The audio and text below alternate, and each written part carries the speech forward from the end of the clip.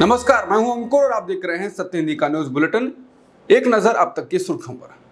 UP के deputy CM Keshav Prasad Maurya ने राज्य के पुलिस अधिकारियों से कहा कि राज्य में रिश्वतखोरी और अपराध बढ़ रहा है, इसे फौरन खत्म किया जाए। मौर्य का ये निर्देश मुख्यमंत्री योगी आदित्यनाथ और उनके बीच जारी सत्ता संघर्ष का ताजा मामला है। ताजा घटनाक्रम से भाजपा के राजनीतिक हलकों में चिंता बढ़ गई है। मौर्य की हिम्मत यहाँ तक बढ़ गई है कि उन्होंने एसीएस गिरी दीपक कुमार, डीजीपी प्रशांत कुमार और अन्य वरिष्ठ अधिकारियों के साथ बैठक के बाद एक्स पर इसके बारे में एक पोस्ट कर इसे सार्वजनिक कर दिया। मौर्य का बढ़ते भ्रष्टाचार और साइबर अपराध के उनके बयान को राजनीतिक हलकों में योगी पर सीधे हमले के रूप में देखा जा रहा है, क्योंकि गृह विभाग यानी पूरा पुलिस महकमा तो योगी आदित्यनाथ के पास है। भाजपा आलाकमान ने पार्टी के राष्ट्रीय अध्यक्ष पद के लिए देवेंद्र फडणवीस का नाम लगभग तय कर दिया है। ये खबर फ्री प्रेस जर्नल ने भाजपा के उच्च सूत्रों के हवाले से दी है। बुधवार रात को ये घटनाक्रम सामने आया है। खबर में कहा गया है कि फडणवीस आने वाले दिनों में महाराष्ट्र के डिप्टी सीएम पद से इस्तीफा दे सकते हैं।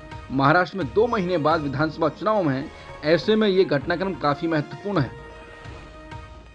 शिवसेना यूबीटी प्रमुख उद्धव ठाकरे ने बुधवार को उप मुख्यमंत्री देवेंद्र फडणवीस के राजनीतिक अस्तित्व पर तीखा हमला बोलते हुए कहा कि या तो तुम रहोगे या मैं रहूंगा। दरअसल महाराष्ट्र के पूर्व गृह मंत्री अनिल देशमुख ने हाल ही में खुलासा किया कि महाविकास आघाड़ी यानी एमवीए शासन के दौरान देवेंद्र फडणवीस ने उद्धव ठाकरे, अजीत पवार और उनके बेटों के खिलाफ साजिश रची थी। इन आरोपों और बयानों ने लोकसभा चुनाव से पहले राजनीतिक तापमान को बढ़ा दिया है। ठाकरे ने देशमुख के आरोपों का जिक्र किया और फडणवीस के खिलाफ राजनीतिक युद्ध की घोषणा की। उद्धव ठाकरे ने कहा कि उन्होंने मेरे और मेरे बेटे के खिलाफ फर्जी आरोप लगाकर हमें जेल भेजने की साजिश रची। अनिल देशमुख ने मुझे इस बारे में बताया था।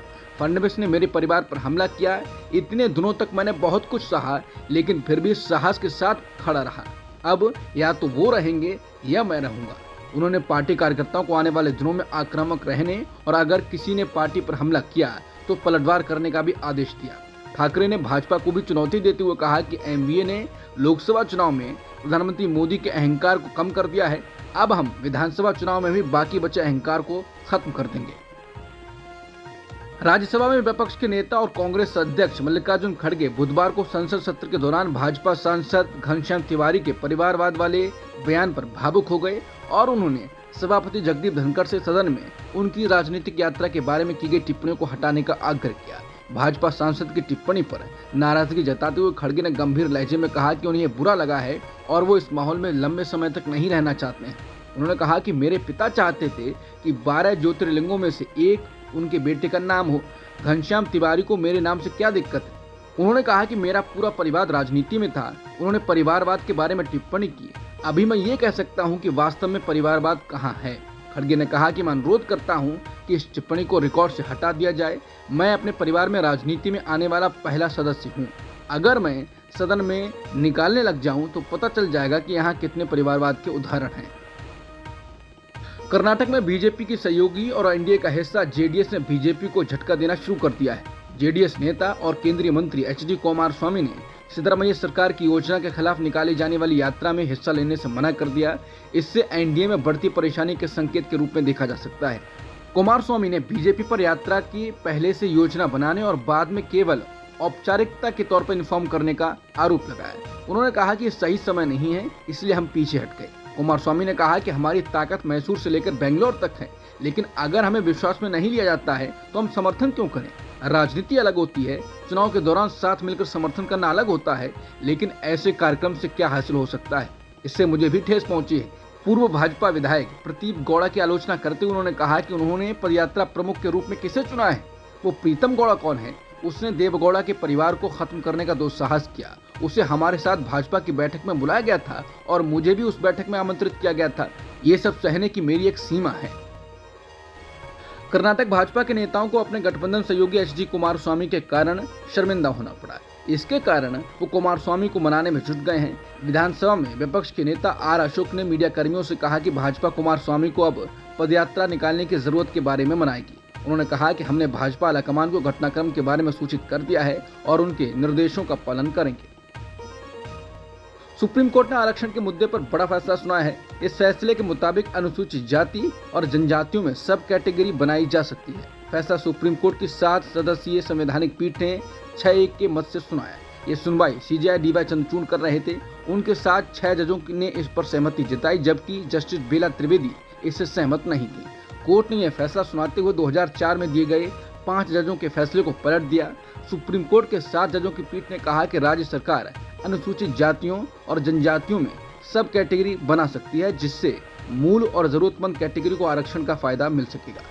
सुप्रीम कोर्ट ने कहा कि कोटा के भीतर कोटा तर्कसंगत अंतर पर आधार पर होगा, इसे लेकर राज्य मनमर्जी से काम नहीं कर सकते। इसके साथ ही राज्यों की गतिविधियां न्यायिक समीक्षा के अधीन होंगी। इसके साथ ही अदालत ने 2004 में ईवी चिन्नैया मामले में दिए गए सुप्रीम कोर्ट के 5 जजों के फैसले को पलट दिया। मुख्यमंत्री अरविंद केजरीवाल के करीबी सहयोगी वैभव कुमार द्वारा दायर जमानत याचिका पर आज सुप्रीम कोर्ट में सुनवाई हुई। वैभव कुमार पर आम आदमी पार्टी के सांसद स्वाति मालीवाल पर हमला करने का आरोप है।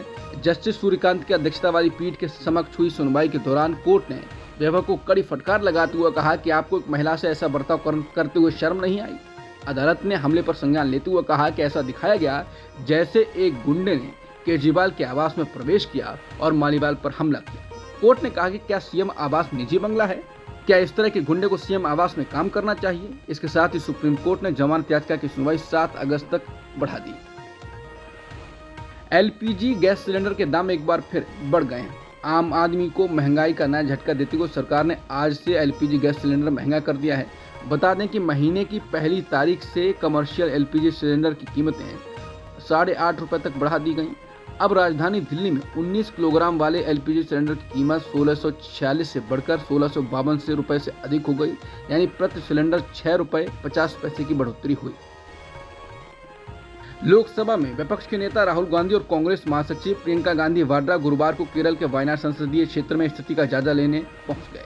ये क्षेत्र विनाशकारी भूस्खलन से प्रभावित हुआ, जिसमें मरने वालों की संख्या बढ़कर 250 से अधिक बताई जा रही है और सैकड़ों लोग अभी भी लापता हैं।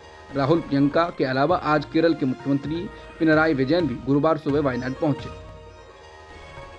हिमाचल प्रदेश में रामपुर और मंडी के पास बादल फटने की घटना हुई। शिमला के सरपारा पंचायत के समेज और मंडी के टिकन इलाके में भी बादल फटने की खबर है।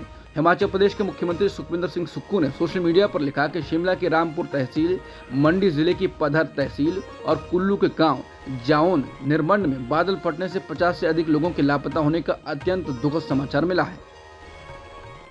उत्तराखंड में बुधवार देर रात हुई भारी बारिश के कारण केदार घाटी में काफी नुकसान हुआ। सोनप्रयाग से आगे सड़क का पैदल जाने वाला रास्ता बह गया है।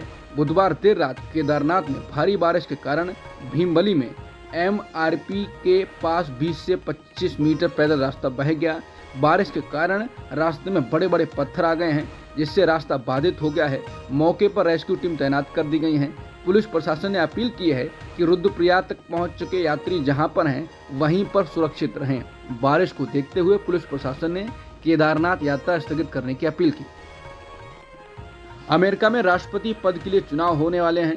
इस बीच रिपब्लिक पार्टी के राष्ट्रपति उम्मीदवार ट्रंप की एक अश्वेत पत्रकार के साथ तीखी नोकझोंक देखी गई, जिसमें ट्रंप कमला हैरिस की नस्लीय पहचान को लेकर सवाल कर रहे हैं। कमला हैरिस डेमोक्रेटिक पार्टी की उम्मीदवार हैं। ट्रंप ने कहा कि अभी तक कमला हैरिस अपनी भारतीय विरासत पर जोर देती थी, लेकिन अब वो अचानक से एक ब्लैक बन गई हैं। उन्होंने कहा कि कई साल पहले तक मुझे नहीं पता था कि वो ब्लैक हैं और अब वो ब्लैक कहलाना चाहती हैं। ट्रंप ने कहा कि तो मुझे नहीं पता क्या वो भारतीय हैं या ब्लैक हैं। इसके बाद हैरिस ने कहा कि ये विभाजन और अपमान का बहुत पुराना प्रदर्शन था। अमेरिकी लोग बेहतर डिजर्व करते हैं ट्रंप से। बांग्लादेश में छात्रों और पुलिस के बीच फिर से हिंसा भड़क गई। छात्र हाल ही में हुई हिंसा से पीड़ित लोगों के लिए न्याय की मांग कर रहे थे, तभी फिर से हिंसा भड़क उठी। राजधानी ढाका सहित अन्य शहरों में भी झड़प की घटनाएं हुई हैं। इस महीने हुई हिंसा में 200 से अधिक लोगों की मौत हुई है। पुलिस ने लगभग 1000 लोगों को हिरासत में लिया है। टेबल टेनिस एकल स्पर्धा में भारत की चुनौती पेरिस ओलंपिक में समाप्त हुई।